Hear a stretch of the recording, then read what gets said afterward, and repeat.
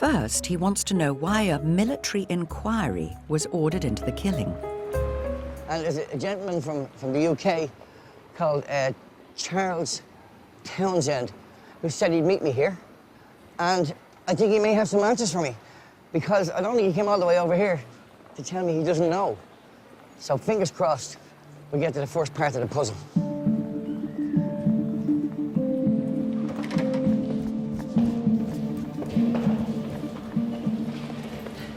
Charles. Brendan, nice to meet you. Nice to meet you. Thanks very much for coming. You're very good. Come on in. Okay. Charles Townsend is Professor of International History at Keele University. Okay, Charles.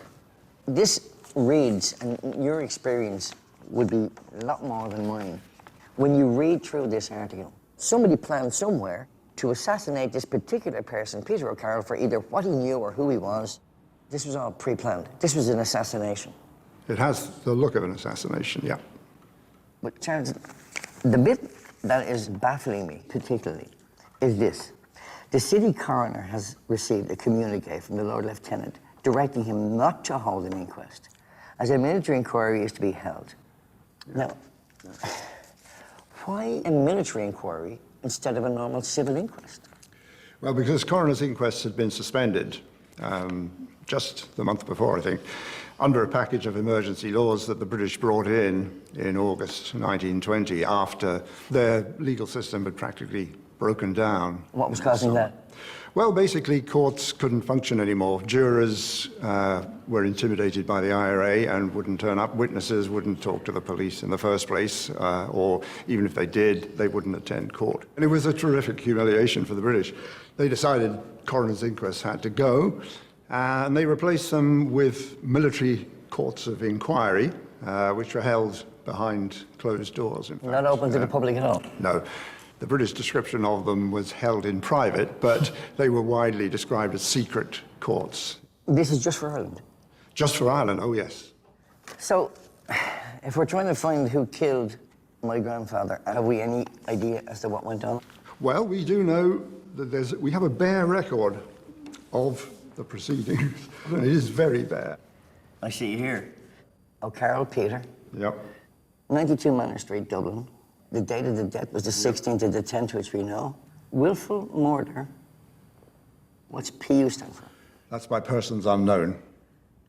Persons unknown. And hemorrhage and shock, which is the cause of death, obviously. But persons unknown, so that's the end. Cause of death, hemorrhaging due to a bullet wound. Due to a bullet wound. And who shot him? We don't know. Persons unknown. Thank you very much. Next. Yes, next case, yeah. Is there any record of the evidence that was given to this inquiry? Well, as far as we know, almost no evidence was given to the inquiry. In effect, it didn't take place. That we can see from a response here to a parliamentary question. Oh. This is in the House of Commons? It's in the House of Commons the following month. This is about my grandfather? It is. A military court of inquiry in lieu of inquest was held in this case on the 19th of October and gave the following finding. Peter O'Carroll, civilian, died on the 16th of October from a bullet wound. Owing to the omission of Mrs. O'Carroll, wife of the deceased, to obey the summons of the court to appear as a witness, there is no evidence forthcoming to show under what circumstances the above wound was inflicted. She's the only witness and she wouldn't give evidence. Why would she refuse to give evidence? Into an inquiry into his death? Well, as it happens, we know why. She provided a remarkably full explanation of this in a letter she wrote to the Dublin Corporation. A letter from my granny? That's right. The Dublin Corporation met here in this very building 2 days after. 2 days after the death. To hear read out this letter here, which you can see. Here, in City Hall? Council chamber, yes. My Lord Mayor, ladies and gentlemen, about 1:50 a.m. on Saturday the 16th, my husband Peter O'Carroll was foully and brutally murdered by members of the Army of Occupation. Not content with this, they placed a label on his body which maligned the living and defamed the dead. That'd be the note they pinned to say that he was shot by the IRA. Yeah. Myself and members of my family have been notified to attend the inquiry, which is to be held today by the same Army of Occupation. I cannot see my way to recognise this inquiry for the simple reason that it is to be conducted by the murderers of my husband. And I now demand that an inquest be ordered by the city coroner. I seek not vengeance. I only ask for justice and truth, trusting there is yet civilization enough left to have my demand granted. Annie O'Carroll. Way to go, Granny.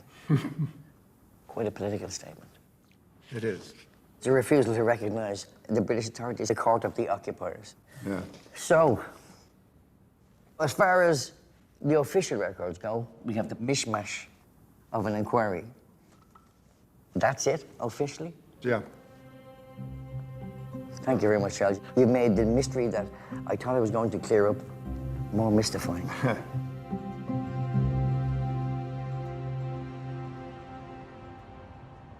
That was interesting. What an interesting man. But it hasn't really moved me that much forward. I'll tell you what did help was seeing the letter from Annie, from my granny. Granny Annie is my kind of woman. She's starting to sound like Mrs. Brown.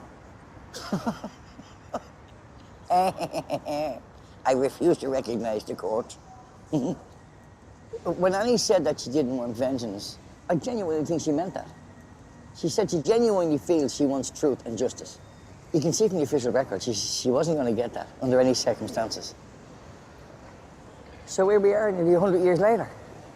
Maybe, I don't know about justice, maybe I can get truth. We're not going to find out anything official. So I think at this point I've got to broaden the search.